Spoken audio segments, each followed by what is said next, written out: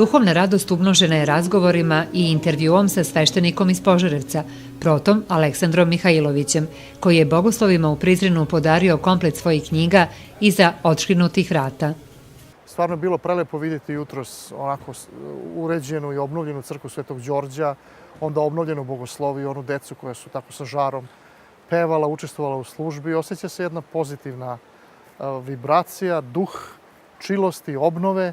I vidite kako naša crkva, oni su tako srušili i uništili tu crkvu Svetog Đorđa da je duh našeg naroda i naše crkve nju je opet obnovio. I Bogorodicu Ljevišku, vidjeli ste i episkopiju, odnosno zgradu episkopije. Znate, Kosovo još nije izgubljeno. Sad će neko reći šta ti pričaš nije izgubljeno, ono je, ne znam, de facto više nije srpsko, ali nemojmo da dajemo definitivne sudove, znate. Istorija je čudljiva, promenljiva.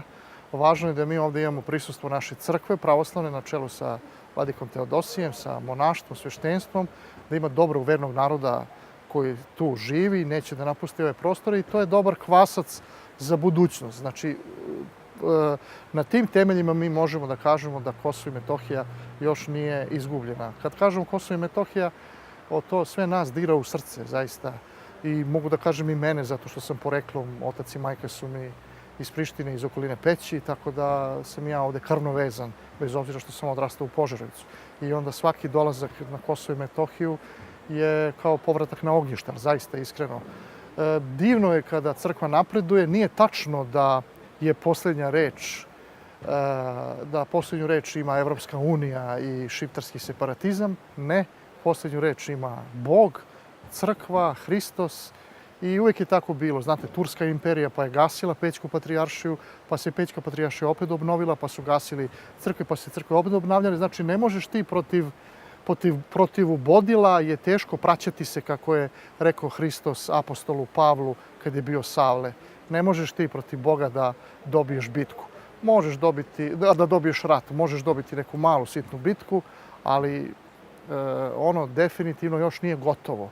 Tako da sam ja tu zaista ne na jedan ideološki način, ne na jedan politikanski način, ne na jedan način fraziranja, nego na način hrišćanski, evanđelski, na način naše istorije koja je to pokazala za sljedeću tezu. Kosovo i Metohija još nisu izgubljeni, neće biti izgubljeni. To svedoči crkva, to svedoči prisustvo Hrista na ovim prostorima. Pa evo vidite primjer samo bogoslovije danas ove dece, mislim, vidite kako je to, vi ste svedoci toga. Eto, to je moj neki prvi utisak, bila je lepa divna liturgija. I doneli ste im Da, knjige, a doneo sam, pomenuli ste i na liturgiji Svetog starca Porfirija, nekako sve ima smisla i knjige, dobro, da. sve nekako tu dođe do nas. Dobro, starca Porfirija volim ovako lično, intimno, pa sam njega tako pomenuo. A knjige, da, knjige sam mislio da dam deci, zato što sam ja napisao tu knjigu pre 2 godine, 3, i računam, ajde malo da čitaju. Knjiga je posvećena čemu? Pa knjiga je... Iza otškrinutih vrata? Da, iza otškrinutih vrata je tajna Hristova.